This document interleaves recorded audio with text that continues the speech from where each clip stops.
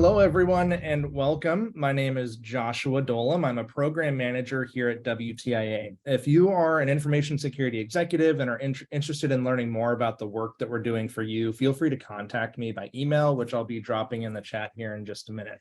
If this is your first time joining an event hosted by WTIA, welcome. WTIA is the largest tech industry association in the United States. So if you work in tech, make sure your company becomes a member. Membership is free for tech companies. I would also like to say a special thank you to our participants for taking the time to join us for this really important discussion. And of course, a huge thank you to our moderator, Kaja Ahmed, former Senior VP of Product and Application Security for SAP and head of Google for Enterprise Cloud Security.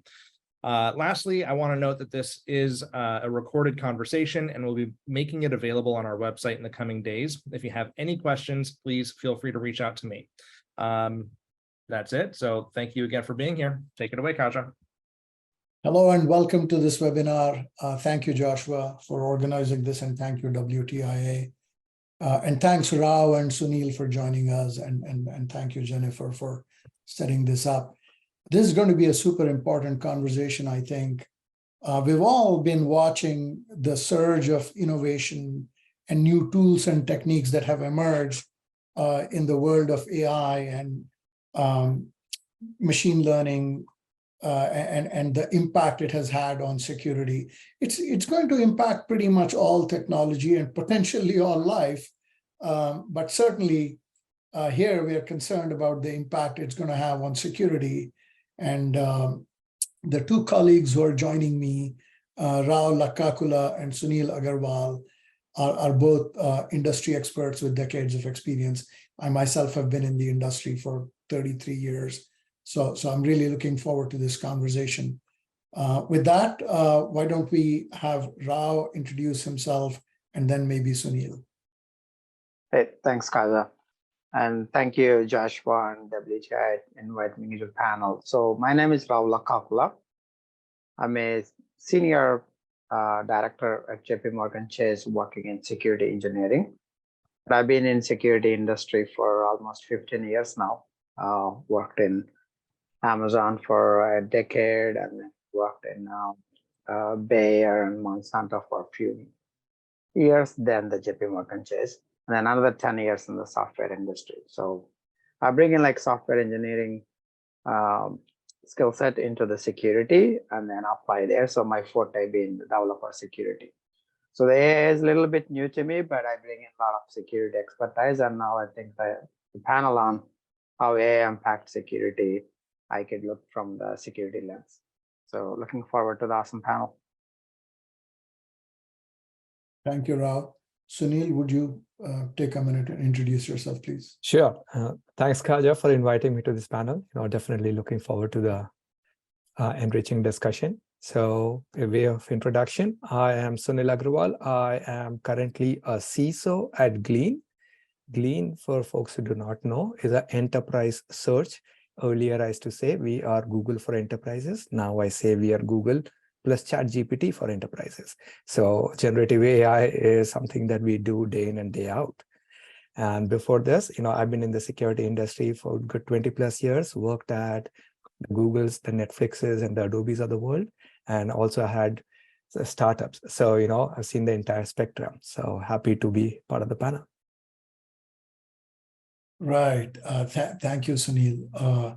And clearly, it has ChatGPT in particular, and LLMs in more generally, more broadly, are already having effect in causing people to reposition their product. So, I think that's an interesting point, and obviously it'll affect the underlying technology as well.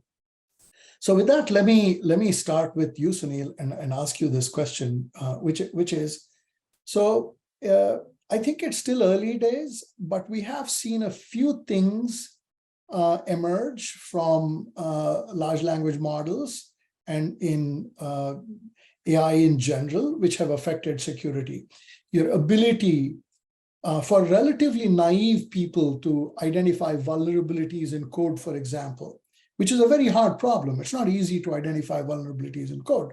Now almost anybody can do it, right? So the bar for the skills required to do that has been lowered so dramatically.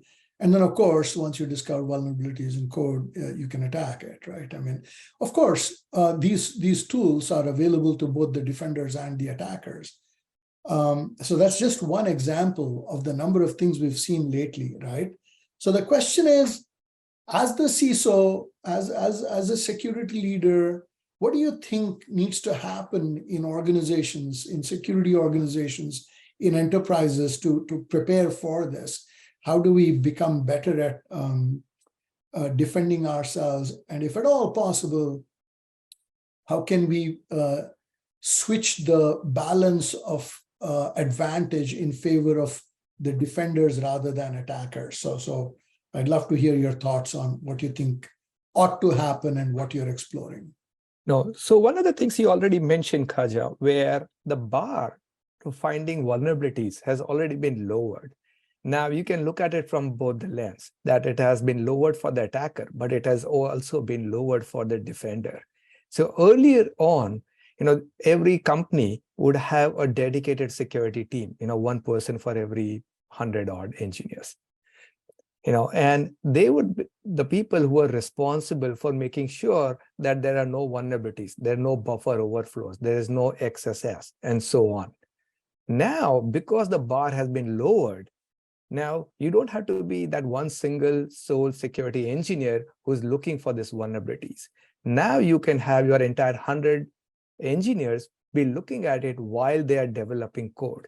So I see it as a net positive. Because yes, the same tools are available to the attackers, but in terms of the proportion that the number of engineers who are now enabled to find the vulnerabilities and fix it at source is actually seeing a marked improvement. And that's just not for vulnerabilities. One of the other things is security incident and response. Again, it was the sole responsibility of a dedicated subject matter expert who could work with 5 different systems, who could understand how each of those 5 systems operate, the domain-specific languages for each of the 5 systems, so that he can query, each of those systems, correlate the data. Now, all of that power is available to every engineer or every employee of the company. The moment they express what is the intent, now the technologies can convert that intent that they express in natural language into specific actions pertaining to that tool. So I am very bullish that this is actually going to be a big advantage to the security community. That's actually great to hear, because historically that's not been the case. Every new technology that emerges is more rapidly adopted by the attackers. I think it's the higher degree of formalism and process on the enterprise side and the defender side. So I'm really happy to hear that you're optimistic. Rao, what's your take on this? Yeah, I agree with Sunil on the net positive, because I think all that great advantages now are available for the engineers too, right? I think the key is the adoption, right? I think when we look at the big firms and big enterprises, giving the tools available for all the developers, all the analysts readily available to have that advantage, that part, I think being more agile is the key here. So that, to a point, right, attackers can try 10 things and they only need one thing to be succeeded, where as a defender, we need to get all the 10 things right. We can't take that one whole, right? So that way, I think adoption quickly is the key. I think once we do that, as Sunil said, I think we have the advantage of more engineers on our end, more resources on our end, and the bad guys to defend well and build more secure applications that advantage. But the initial time frame of getting there, that's the key. That's the key. Do you see this? I'll stay with you on this, Rao. Do you see this having any effect on the tools you're going to need? Right? I mean, do you see this? Are you going to need newer tools? I think the answer to that this is yes, but I'm curious about your take on it. So Yeah. What does that mean in terms of, procurement and evolution of both? And when I say tools, I'm not just talking about commercial products or open source products you might buy. I'm also talking about the fairly large number of internal scripts and tools that are typically used by the better staffed and better equipped security organizations. How do you see that changing? Yeah, I mean, I think in my opinion, this technology is evolving. So maybe you're right. I think very soon we may need tools. But in my opinion, at this stage, rather than new tools, I would say I think pretty much all the existing tools need enhancements to adopt these new technology advancements in AI. For example, I give you a static analysis.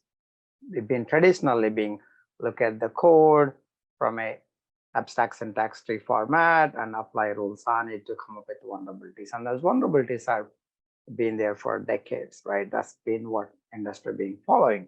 Now, all of a sudden, you have this superpower of like looking at all the entire open source GitHub code base to understand, hey, we do kind of predict with this type of code, we can kind of project that there's a new vulnerability can happen. And giving that availability, as Sunil said, like as the code, we say in GitHub Copilot, right? Code assist is like there are other IDEs offering now AI powered code assist. So I think it's a matter of, I think we take every tool in our tool chain from writing code to all the way to deployment log analysis. I think we just have to enhance with the AI, the new AI capabilities, I think is the first phase. We may see newer tools, I think maybe connecting all these to actually make more discoveries in the future. But right now, I think it's not just enterprises, it's all, I think all the vendors and all the tools out there, they also need to quickly adapt to this new technology. And that's my opinion. I think you're right, because it's not like a whole new dimension of security has been introduced. It is the same old threat detection, code analysis, threat mitigation, incident response. It's all the old stuff. It just now needs to take into account the impact of advanced AI techniques and so forth. So I think you're right. I think it's more a matter of not so much entirely new classes of tools, but enhancements to tools. But that again, from how I'm thinking about it, means you're waiting for your tool vendors or the open source community to enhance these tools and make them available to us.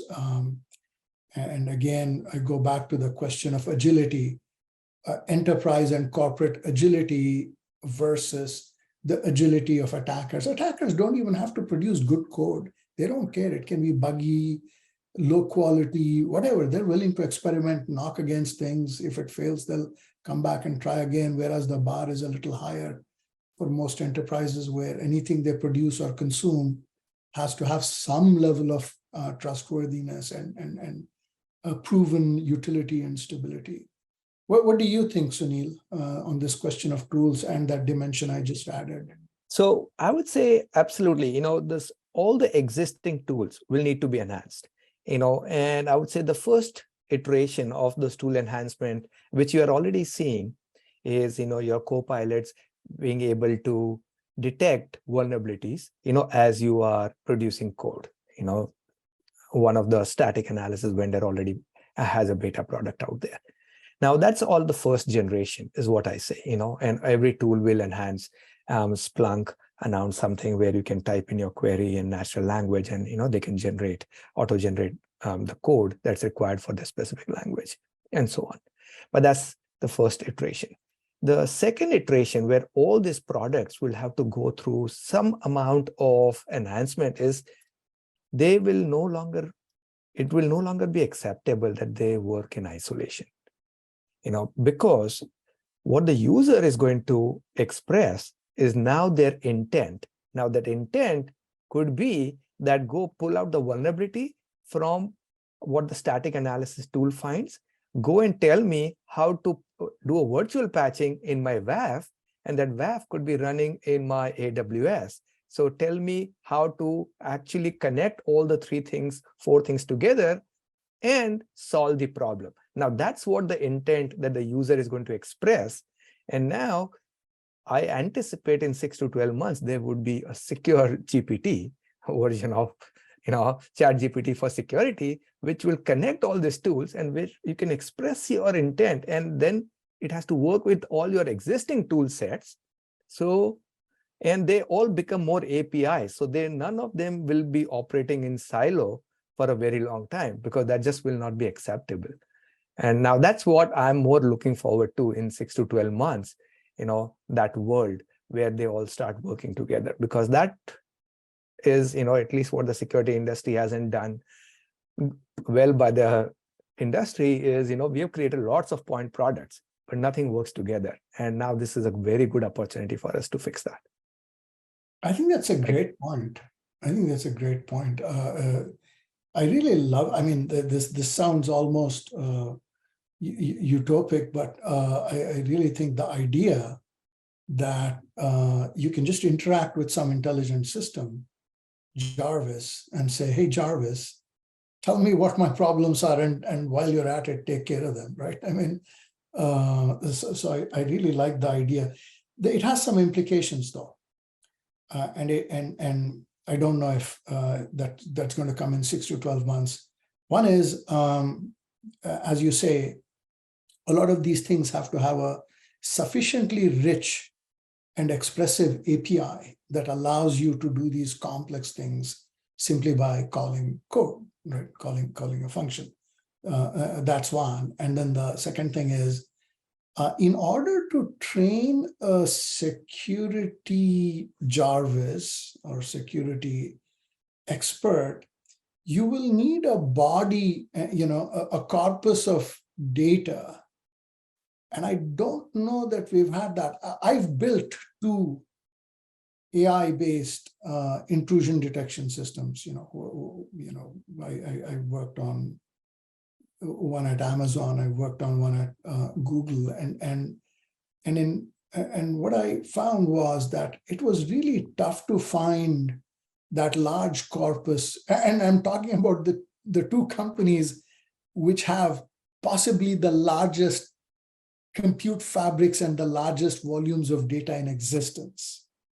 And even there, it's not easy. The volume of proven and real security incidents, which have real tested and validated mitigations and containment measures, that body is not very large. So it remains to be seen how well, but I think directionally your vision is both interesting, inspiring, and the right one. So Rao, what do you think? Where are you on this? Yeah, you guys both are spot on, right? Again, the ChatGPT, I think, is a forcing function. We get there. It's not actually a magic bullet or anything. It's not going to solve it, but eventually you need the data and the API to allow to consume the data to actually make meaningful decisions out of it. But I think this, in a way, it's a forcing function for systems to move towards that. So it's a positive effect. Yeah. Now, a slight twist on where we were going in people's use of the existing tools, if they do so naively. And, in fairness, you can't expect the average employee and the average consumer to really be aware of the security implications of what they're doing. And I just see this question posted by Stephanie in our chat, where using ChatGPT naively can cause you to leak data, right? And it's even worse than that. You now have injection attacks on these LLMs where a third party, a malicious third party, can inject into your query stuff that is A, at a minimum going to cause you to leak data, B, potentially cause you to do something malicious, right? So how do we handle that? Because I think it's been a Achilles heel of security all along that users are not focused on the average employee is not a security expert, right? And the average employee shouldn't be expected to be can't reasonably expected to be a security expert. So they're going to do things that come to them naturally and intuitively. How are we going to make sure that this natural and intuitive behavior on the part of employees and consumers will not cause harm? What are we doing about that? And what might we do about that? Sunil, what do you think? So yeah, again, a fairly interesting question. I think I would say there's a 3 subparts to the question. First is, yeah, we cannot expect your end users to be security experts. Completely agreed. And what that means is, there is a certain amount of responsibility to the platform providers, if I can use the word. That could be my operating system provider, could be my browser provider, or whichever SaaS service I'm using. So they carry a certain amount of burden.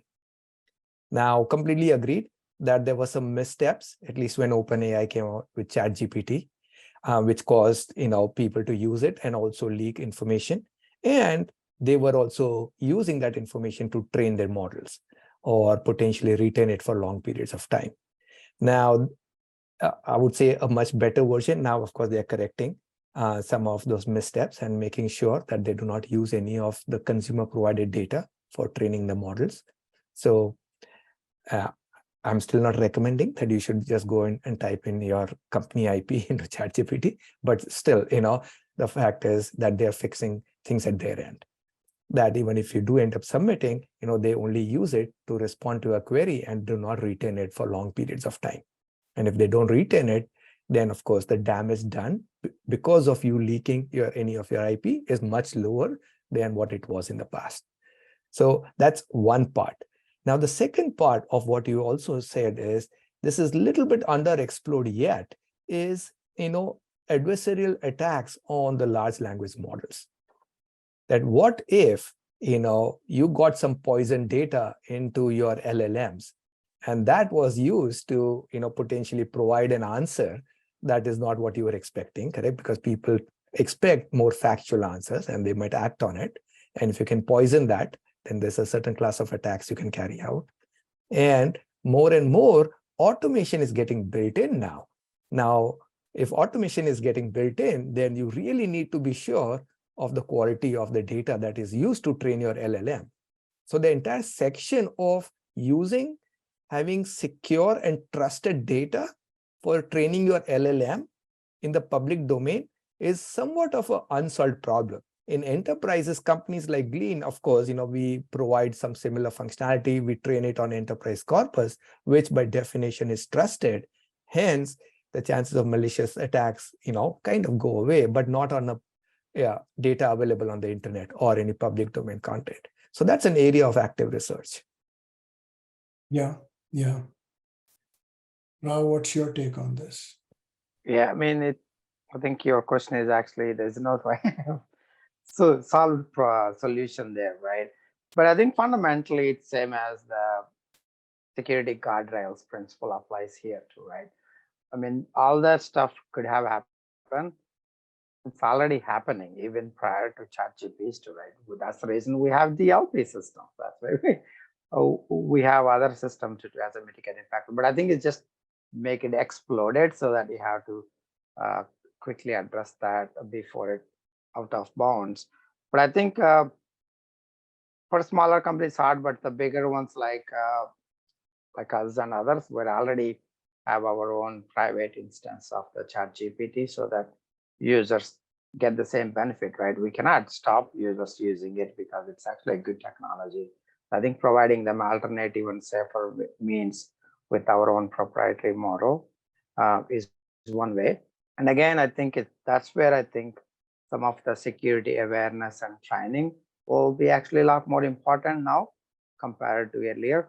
Earlier, I think our training was more around, hey, how do you detect phishing emails? Is spelling mistakes in the phishing email. That's no longer valid. With ChatGPT, anyone can write a awesome, same as an English professor type of like email to anyone, can fool anyone with that quality of messages now. So I think we have to be, I think, improve, double down on the awareness and training to the developers too, along with some of the security guardrails. And then, I mean, Uncle Ben is always right? There's with a lot of power comes with a lot of responsibility. So the AI model we're talking about that relax, but there is a bigger area of the whole responsible AI, ethics, AI bias. How do we make sure actually we're not making wrong decisions because the model training was wrong? That's the whole area I think we haven't touched, but we have, the enterprises have to be careful with that too, not just the leaking data. Yeah, I'll share my own bias about user training and security awareness. I don't think it works. I've not seen it work ever.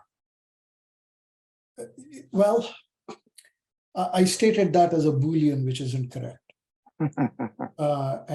Because it's not like it works or it doesn't work. There are limits to how much it works, right? And those limits are pretty significant. Very often people are working under pressure. They're working in haste. And they're not going to be very mindful of all the second order effects of what they're doing. Somebody is, let's say, trying to solve a problem of, hey, what's the best way of promoting this shoe polish or shampoo I've come up with, right? They're not thinking security. They're thinking market share. They're thinking pricing, and they have a certain focus, right? I think expecting this person to go about their business while they're being mindful of security has historically not worked, right? What I've seen work, what I think is effective is architectures and models in IT which constrain people in ways that they cannot do insecure things, which puts the burden back on the platform providers, right? So it's the platform providers, the IT admins, and it's those of us who are responsible for creating the tools and the infrastructure that I think needs to happen, right? Yeah. So Sunil, your take on this? Sorry, No. go ahead, Rao, and then we'll go to Sunil. No, I mean, I'm not going to, I think, disagree totally on it, because I think we both worked in company where I think the mantra is like the intentions don't work, mechanisms work, right? So it applies here, right? I agree, but I think it is both go hand in hand, in my opinion. I think you need to have security training as a basis for educate the users, but again, having that guardrails and alternatives to get the things done is the key, right? So yeah, we blocked the ChatGPT, but quickly what we said, hey, instead of using that, use this internal version. Because if we fully block without giving alternatives, developers will find a way to do the task either way, right? So then we're gonna have a trouble. So I think having that enabling through alternative secure ways is the key. So that's where I think security has that responsibility to quickly come up with an alternative secure way to enable the development teams. So go ahead, Sunil. Yeah, no, I completely agree. I guess the suggestions are, yes, we have to enable our employees or our developers, as the case might be. And the best way is to provide them tools that the company is comfortable with, which has the appropriate guardrails, correct? And of course, training them is a good first step, but that's not sufficient, correct? And hence, certain burden is on, the company, the IT, to provide that the right platform. And that could be in terms of, whether your Android or iOS has sufficient controls, your Mac OS has sufficient controls, the SaaS you're providing has sufficient controls, correct? So that they can do their job and, it remains secure. Yeah. Yeah. So I think two things came up in this conversation that I sort of want to touch upon, and they're not they're not necessarily AI specific, but AI, I think, exacerbates the problem and brings the question to the foreground, which is what kind of limits can we reasonably place on tools that our employees use, right? I mean, is it reasonable to restrict them from using tools that have, let's say, in our assessment, a higher likelihood of causing some exposure and risk, right? Or do we have to just assume that no, people are going to do what they're going to do? It's up to us to build these mitigation, measures and mechanisms. There's a couple of questions. I think Jiffin is asking if there is a misplaced paranoia in employees using ChatGPT, which is to say, are we worrying about the potential risk of these things too much and needlessly, right? What do you think? I think to some extent you've touched upon it, Sunil, but I want to know if you want to expand on that a little. Yeah, so I would say, yes, there were some false starts where, all the prompts or all the questions submitted by users were used by OpenAI in training their model. And hence, if you submitted something sensitive, that could go into the model and that could show up in someone else's response. So there was a definite risk. But now those things have been fixed. They have updated their terms of service. They will not be doing that. And you don't have to be a pro user, or you don't have to be an enterprise user to get advantage of those things. So I would say at this point, it's a little bit of, take a fairly conservative approach that some companies have taken.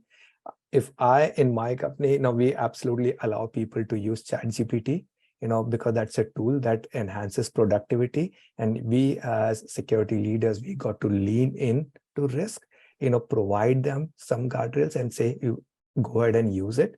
And at the same time, behind the scene, work with the open AIs of the world or the Googles of the world to make sure you have the right defenses. Putting a blanket lock on, usage of certain services is just pretty much going to backfire.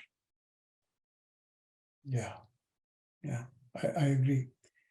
Let me add one more facet to this discussion, which is, and you can tell me if my assumption about the current state is wrong. My assumption about the current state of security is that security teams are overwhelmed. So if your companies are anything like the companies I've seen, your typical static analysis tool generates far more warnings and alerts than can realistically be, chased down and investigated, right? Ditto with intrusion detection tools. These tools have historically been extremely noisy. In fact, it was my focus in the tools that I built, both in Amazon and Google, to see if I can minimize false positives, which is to say, err on the side of ensuring that any alert that I raise is very, very highly likely to be a genuine malicious act, as opposed to just some anomalous thing, and you get zillions of those, right? So that was my bias, but I don't see that generally in the industry. What I see in the industry is that there is most tools tend to err on the side of generating an alert rather than,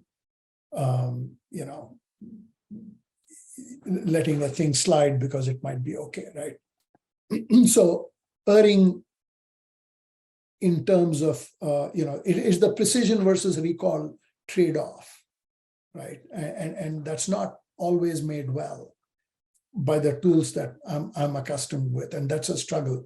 So the implication is that we probably already know about more deficiencies and vulnerabilities than we're able to address. So that's one layer, right? Then you add that second layer, which is you're using not just your code is in fact in large part not your code, meaning you're using open source libraries and components and tools and somebody else's code, which goes into your product, right? And even if you were to analyze and find a vulnerability in there, you may not know how to fix it. Your team may not know how to fix it, right? And it may be something that's no longer being actively maintained. So what I'm trying to paint is this picture of an organization which is oversubscribed. In the light of that, giving them more information about vulnerabilities is really not going to help because they already know about a lot, right? What might help is if we can not only just identify the bugs, but actually fix them.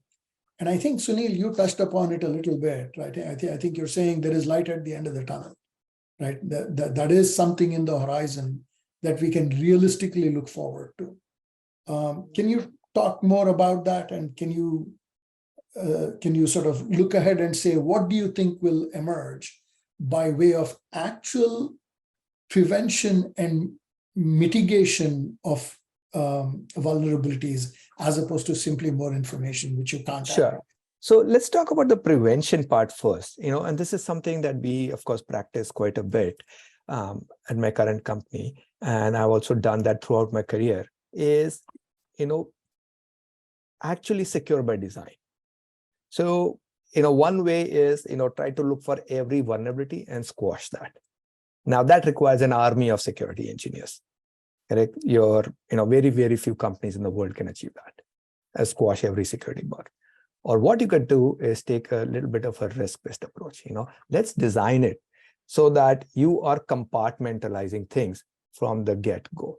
Just to give you an example, is what we do at Glean is our entire solution is single tenant. When the world is going towards multi-tenant SaaS, we went in the opposite direction. We said every customer will get their own tenant.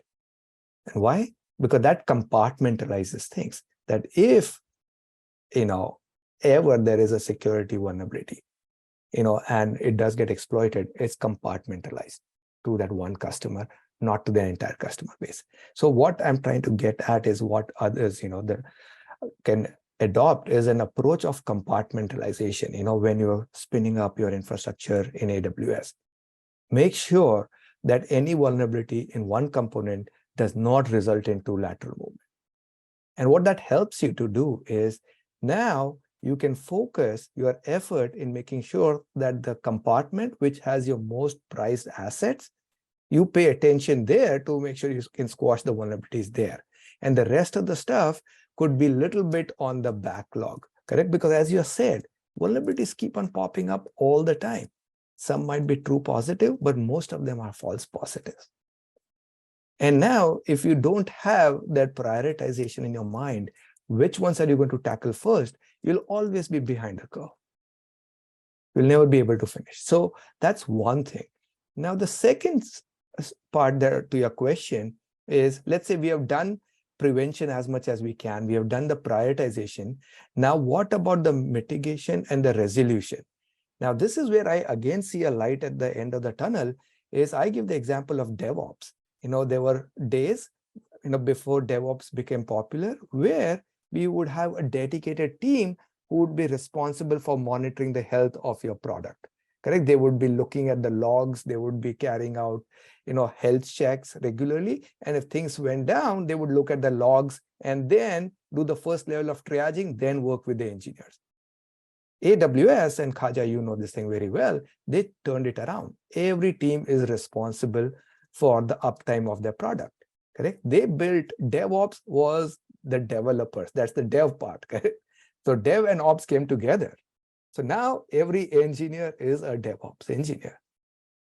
I expect every DevOps engineer to become a SecOps engineer, correct? Because now, if you have reduced the bar for them to know what is a security issue versus not, the tools are giving you all the indications, you can act upon it. So that's what I feel the end of the tunnel is. Now I have my 100 engineers, not just one engineer who's focusing on security. All 100 of them are aware. And they can do at least my level 1, level 2 of security bug triaging and fixing. Yeah. Yeah. Rao, anything to add?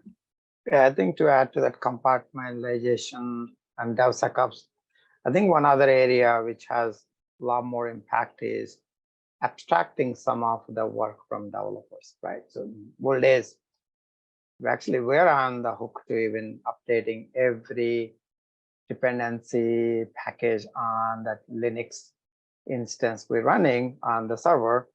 Nowadays, no one does that. I mean, there's containers came in, abstracted some of it, and cloud came in, abstracted away the infrastructure responsibility. So I think we will see more on that, even application level abstractions coming away. And some of our own teams actually build our own internal frameworks. The teams work on it, so that framework owners manage all the dependencies secure by default settings, so that developers actually worry less about it. So I think, in my opinion, more and more extractions will come so that the developers are less worried about securing those other parts, which they are not really touching. And your example about the open source code is a good example, right? I mean, I think nowadays the last statistic was like 85 to 88% of pretty much every code base out there is open source code. So we're actually writing only 12% of the code ourselves. Why do we actually have to now worry about those 80% of the code? If we can abstract out some of that, the framework level will take care of those patching up the dependencies, then the developers doesn't need to do it. Yeah. I'm actually surprised about that statistic, that it's 12% of the code in your product is written by you. I would have estimated it to be closer to 2%. Average 12%, right? It could be 2% for most cases. Because if you consider the frameworks, the interpreters, the libraries, and all of that, and the underlying operating system, the execution environment, the cloud, I mean, when you consider what goes between that snippet of code that you wrote and that and all the way go to the bottom of that microcode in the processor, you know, the 99% of code of your product is not your code, was my sort of intuitive. And most of that code would be generated by ChatGPT in future. So yes, you know, that might actually be a good thing. If it is the case that these tools evolve to produce truly resilient and non-vulnerable code, this might actually be a game changer. So there was a thesis which I really liked, and it was very explicitly adopted in Google. To some extent, Microsoft and Amazon also do this. But this was a stated principle in Google, which I really liked, which was that you don't rely on developers to write secure code. You give them a tool chain, and you give them a execution and a deployment environment in which you almost cannot have a vulnerability, right? I mean, the example I often use, and this is written in this actually showed up. There's a very good book on I think Google's code developer. I forget what the exact title is, and I will share it with Joshua, and maybe he can post it for anyone interested. It's how code is written and developed at Google. Google software engineering methodology. You basically cannot have SQL injection in a Google product built in Borg.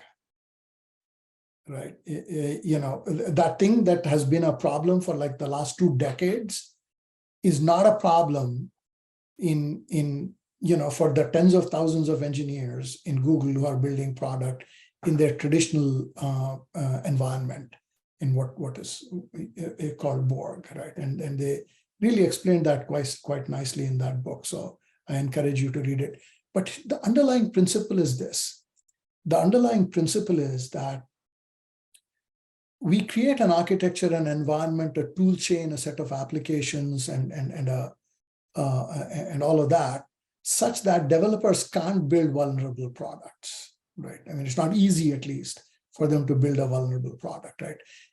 You may never quite get there, but if you can make dramatic advances there, that I think will yield far greater benefits, right? So with that, I'll ask both of you this. Do you see things on the horizon which change the tool chain in a positive way? Are you seeing things that brings the tool chain in that direction? Not just the tool chain, but also the deployment environment, let's say platforms and execution environments and so forth. So Sunil, you want to start? Yeah, so one thing you already hinted at, so there are already tools, and GitHub Copilot being one of them, which has the ability to generate code. Now it is, absolutely possible that within a few months they will iterate and make sure that a lot of the code that they're generating, has certain amount of resiliency built in. That's a matter of time. If they're not there, they will get there, correct? Because that's the need by the market. And it just makes intuitive sense. And now, because a lot of the things that you mentioned, having good, solid frameworks, that concept has been around. The problem has been mass adoption. Now, Google could do it for Borg, correct? Now, whether was Google able to adopt it across the company? Maybe, maybe not. But what about the rest of the industry, correct? So the frameworks are there. Adoption has been the problem. Now, if most of the companies are gravitating towards fewer tools like Copilot for generating code, and if they can bring in all these good security practices to the masses, now we have a possibility that good secure frameworks could be adopted across the industry. So I absolutely feel, again, that's just an example of code generation. Now for deployment, similarly, if you are using infrastructure as code, if you are using Terraform to deploy, again, today people are hand coding Terraform, correct? And then of course you have to have additional tools to scan your Terraform for misconfigurations. But then now if we are using tools to generate your Terraform, that could just develop Terraform scripts or CloudFormation scripts, which have the right security configurations, conforms to CIS level benchmarks, correct? So now we have a possibility, again, because there is this mass movement, we should take advantage. And I mean, the companies like GitHub and Microsoft should take advantage and build this thing right into the tool set. Yeah. Yeah, to add on, I think, it's like secured by default frameworks, secured by default code. But still, again, these allow you to set the path for you, but developers can always write in secure code, right? So I think having the drift detection at the deployment or code or even at runtime, I think combination of those will go there. I'm also seeing a good advances in eBPF, so that you can actually detect some of those and prevent those attacks at the kernel level, now extending beyond just kernel to like application level too, right? I think some of the advances are very promising, where you could actually kind of fix the 0-day while application developers patch the systems as your immediate action, right? I think combination of all those, you're right, I could see some light at the end of the tunnel, that we may have this end-to-end tool chain where it will be very hard to create an insecure application. You can still do it, but it is very hard to make an insecure application. So now let me introduce one consideration which I think is such a big determinant of the real outcomes, and that is money, cost, right? I mean, so Sunil, you a while back you said something about choosing a deployment environment which is strongly isolated, where everything runs on its own machine or VM or whatever, right? As opposed to sharing an execution environment. The more you share, the greater the likelihood of lateral movement, right? That's the underlying axiom. That's the underlying principle, okay? And so therefore, if you run everything on its own machine, it's going to be better isolated, right? Well, it comes at a cost, right? There is a cost of that deployment infrastructure, right?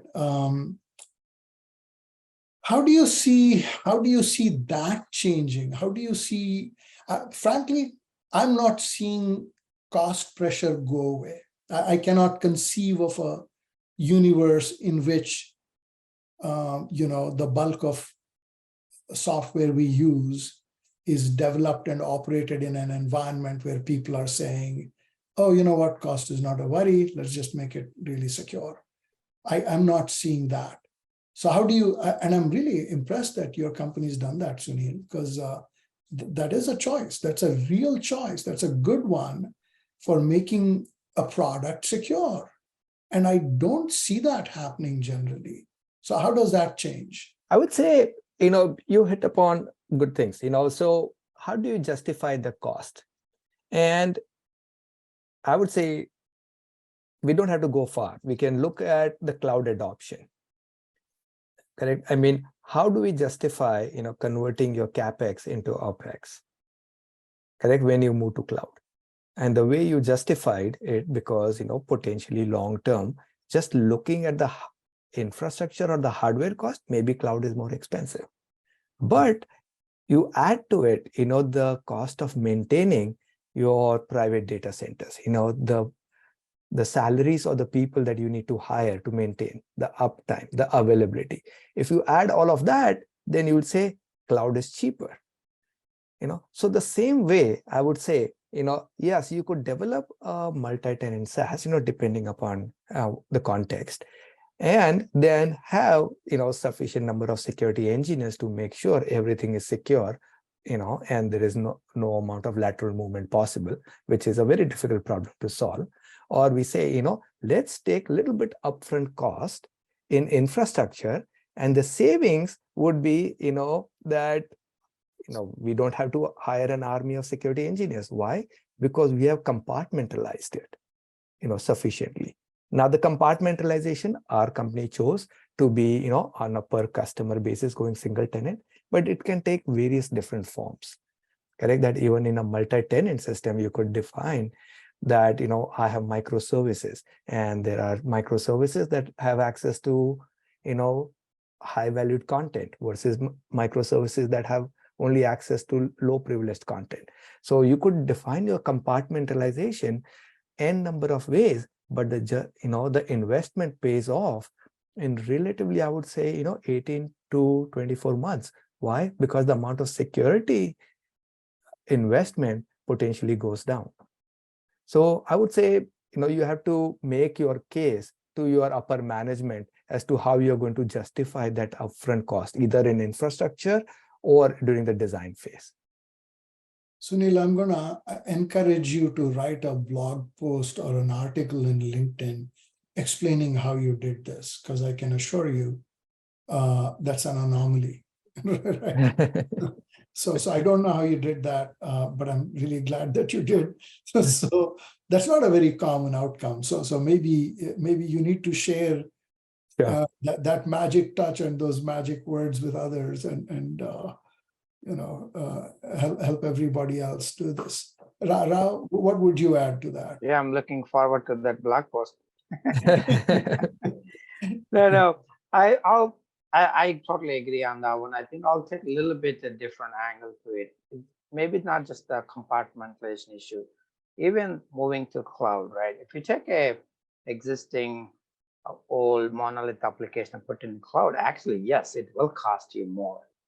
I think what cloud and modernization is forcing team to think more resilient architectures and resilient patterns. In a way, it is kind of making you more into like separating into services and assuming your server won't be on all the time. Actually, if something is on all the time, it's not sustainable. That's the rule, right? So you have to think about server can go anytime down, and that means you are building your services to be resilient for those. So in a way, I think it will indirectly make you actually use less resources to run the same service. It also makes your application maintenance a lot easier, as Sunil mentioned. So I think it will add up to, I think, counterweigh the cost you're investing into other ways. So it's a matter of modernization will secure system, modernization will eventually cut down the cost. and make you more agile. So the whole team able to deliver faster than previously.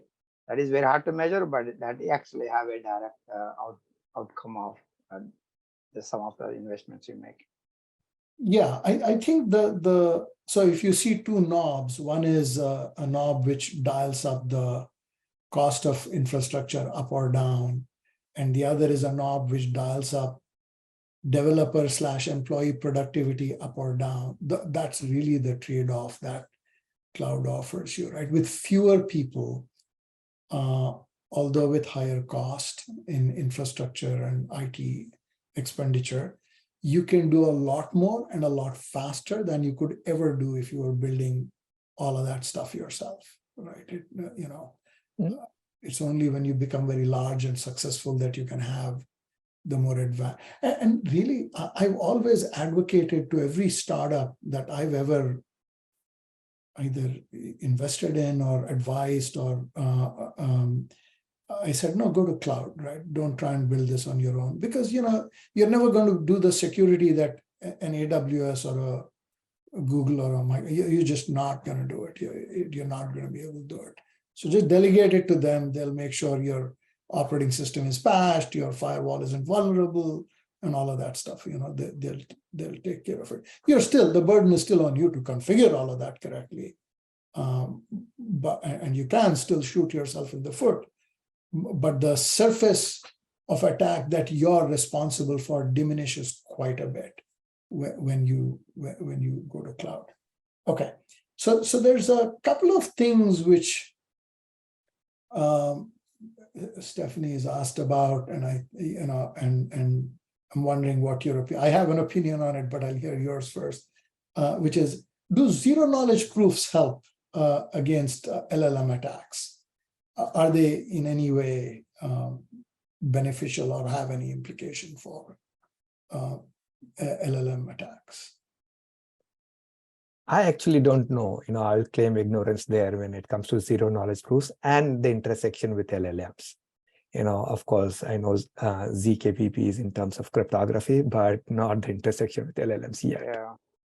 Yeah. Even I think, the zero knowledge proofs are more in terms of your integrity checks and authenticity checks for using blockchains, right? So I'm trying to understand for LLM area, I don't see direct connection though. Yeah. I can conceive of a somewhat stretched and contrived implication where the answers that an LLM model gives you tests, you have to prove that you're entitled to the answer before it will give you that answer, right? And you have to kind of do. I can conceive of an interaction with a LLM system where you can apply the principles of zero knowledge, not the underlying mathematics, but the underlying principles. So I can conceive of that. I wonder if that's where Stephanie was going. A somewhat a different question, but sort of same general area. And again, this is an area where I have an opinion, but what about Web 3.0? And I really don't even like that term. I find that there are two uses of that term which are quite unrelated. So then let me be more specific and say decentralized blockchain-based application development, right? Do you see that playing a role in security or in any kind of a mitigation?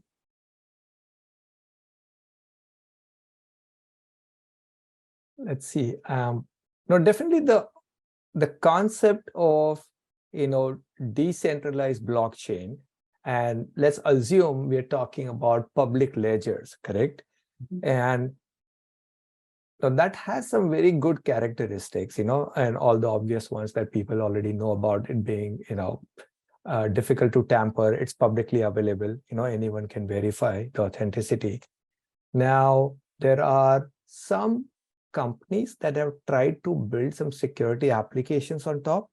I would say currently, I don't see a big advantage yet that cannot be solved by a centralized system yet. that doesn't mean that, applications don't exist. Maybe I would like to hear if Rao has experience, and maybe that might just trigger some things. Yeah, I mean, the way we're actually focusing that one is actually collecting the software bill of materials for some of the third-party vendors where you don't have a transparency. So actually having a ledger where you cannot tamper with is useful. For LLM case, I mean, the only thing I can think about is maybe when you're sharing models that you are intended to share to the world, maybe you could use that to, I think, tamper-proof way to distribute. But otherwise, for using that to prevent attacks, I mean, I'm also not an expert in that. So I don't want to say something which I'm not really clear on. But I've been using that, exploring that for the software bill of materials for supply chain security. Yeah. Yeah.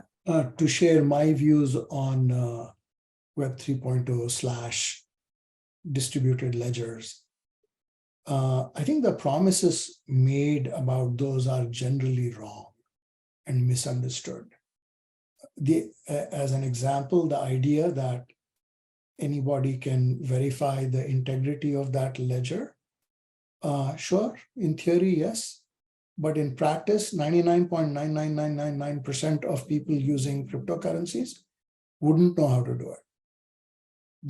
They're just depending on the fact that it's a capability and that potentially somebody is doing it, right? I mean, which is to say, in practice, most people are depending on some external entity to ensure the integrity of the system, right? And if you're going to depend on, so that's one. And the second is enforceability, right? I mean, often a use case is I can on a public ledger because of the sophistication of the underlying capabilities and the cryptographic assurances that are available, that are potentially available to us.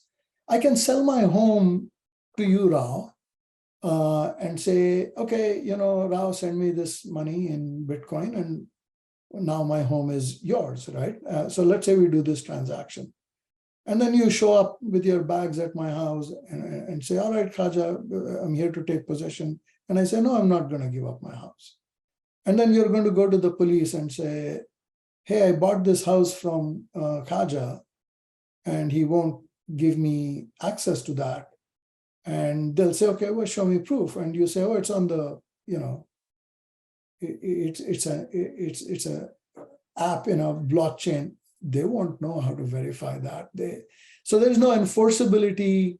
It isn't a part of the authoritative infrastructure of society, which means there is no enforceability, right? And until there is enforceability, transactions and commerce on that are kind of at the fringe, right? I mean, and we need that. We need that. And we need state adoption of that technology.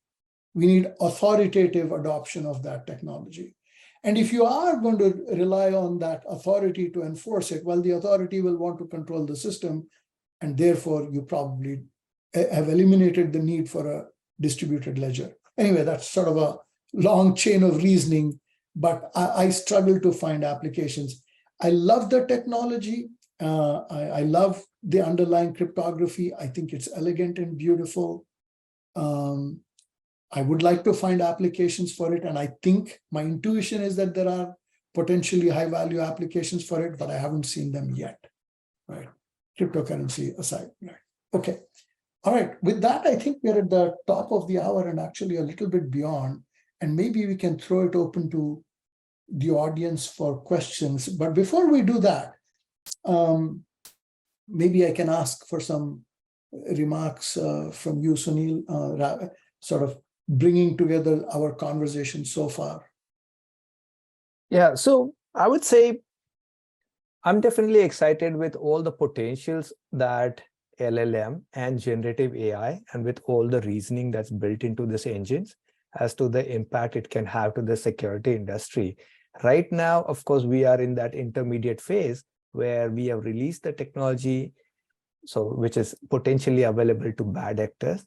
And now the security industry is just catching up. So there'll be a turbulent time for about 3 to 6 months where we have to be agile, but we don't have the support from all the security vendors.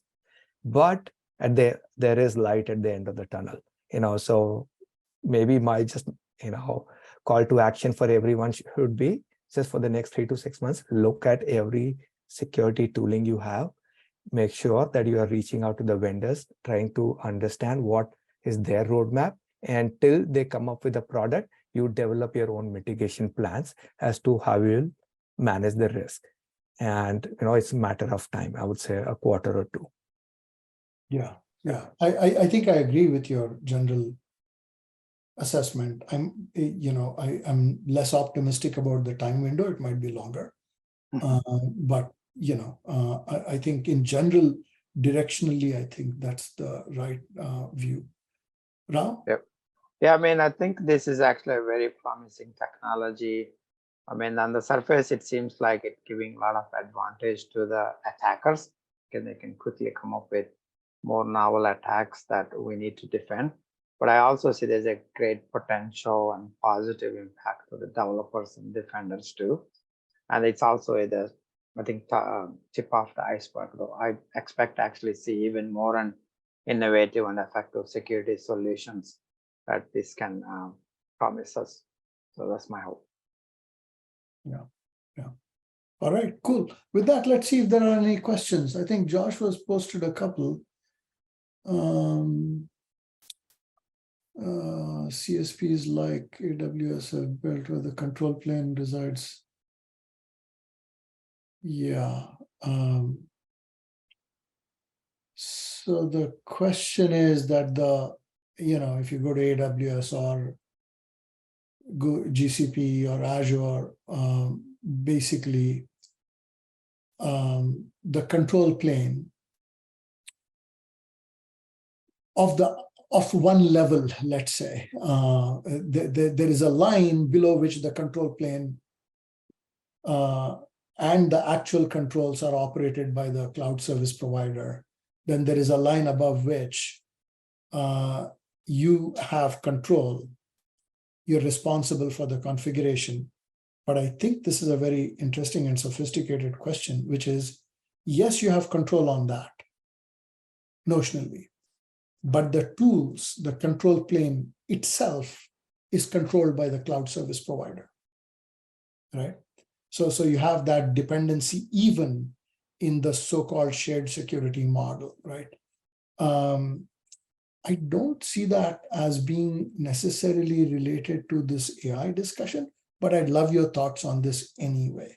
What does that imply? Does it imply that you, in fact, don't have control on the supposedly your part of the cloud also? Or is that, again, shared control? Sunil, what do you think? Yeah, so absolutely. If you are operating in the cloud provider controls everything, correct? Because you are running on their hardware, their operating system. And hence, if you really want to protect yourself from the cloud providers, I'm a big proponent of confidential computing, something like AWS Nitro Enclave or Google's secure computing. This is where you have, some attestation from the CPU that, you are operating in an environment which is actually isolated, not just from the cloud provider, but if there happen to be a multi-tenant system where other customers' workloads are running, you are protected from there too. So your next rowhammer attack happens, you are still protected. So if you are running certain workloads which require that kind of isolation and protection, even from the cloud providers, my suggestion is look at confidential computing. Right. Yeah. The thing, though, about confidential computing is, I think, as is typical of all security technologies, it claims more than is realistic. Yes, and I would say most of the security technologies will go through that curve where initially, there are, more claims than what they can deliver, and there will be a period when there will be a small catch up, and then but we have to invest that time early on so that, allow the claims to catch up with reality. And then slowly, or the other way around, the reality to catch up with claims. And then we'll be in that state where, we can actually achieve what the original promise was. And right now we are in that phase where there is a little bit of a discrepancy between the two. Yeah. I think the promises in their fullness are extremely difficult to actually deliver. And that's, I wish our industry would not do. There is a product which I occasionally see an ad for on LinkedIn, which says in 2 weeks, they can get you SOC 2 compliance, right? I mean, that is snake oil. It's a big company. Well, not a big company. It's a small company, but it's like anybody who tells you that they're going to show up in your shop and in 2 weeks you're going to be SOC 2 compliant is not to be taken seriously. I think I wish the claims were more realistic. Rao, what would you add? Yeah, I think a different question is this one, right? I think it's looking, is the LLM service providers follow the same model? I think it will eventually happen like that. The only difference is with the LLMs, the data is the key. So you actually have to start with the data to train your models. I think the way I might say in future is there are actually public data sets and your own data sets that you run in your environment, whereas these providers actually own the control panel where they do the training and you kind of decide how you train those data sets. I think the model eventually turn into analogous to public cloud, but you have to do this upside down versus how the cloud provider would do. So that's my take on it. Makes sense. All right, cool. I think if there are no more questions, we can probably wrap up a little bit ahead of time. And Joshua is telling us that at the end of the hour, there was I think people did not know this was a 90-minute thing. We had scheduled 90 minutes because in the past we've run over, right? And there was just too much left that needed to be discussed. And this time we may have budgeted more time. All right, well, any final remarks? I'll start with you again, Sunil, and then we can wrap up. No, this has been a pretty good discussion. Thanks again, Khaja and WTIA, and for inviting me. And it was absolutely a pleasure to hear Rao's thoughts too. Great, Rao. I echo that. I think it's a great discussion. I think insightful answers from Sunil and you, Khaja, and also from the audience. So I would like to actually see those papers from China. So Stephanie, if we can paste those, that would be great. Thank you for great questions. Yeah. Well, thank you, Rao and Sunil. This was I really enjoyed this conversation. Now that I'm sort of retired and I'm teaching, I love these conversations. This is my way of staying plugged in. Right. I teach cybersecurity at Bellevue College, and I really enjoy that. And thank you very much for making this a rich and fun conversation. With that, I think we can call it done. And Joshua, anything to add before we close down? No, that was a brilliant conversation. Thank you so much to Rao and Sunil for joining us, and of course Khaja for moderating this conversation. It's always a pleasure to be able to sit in and listen to these conversations. I'm honored to be able to help convene them and make them happen. And of course, thank you to our sponsor, Accenture, for making this panel possible. I hope everybody has a wonderful day. And like I said at the top of the event, if you have any questions or would like to learn more about what WTIA is doing for information security executives, feel free to shoot me an email. It's in chat now. Thank you again, and everybody have a wonderful day. Good. Thank you. Thank you, guys. Bye-bye.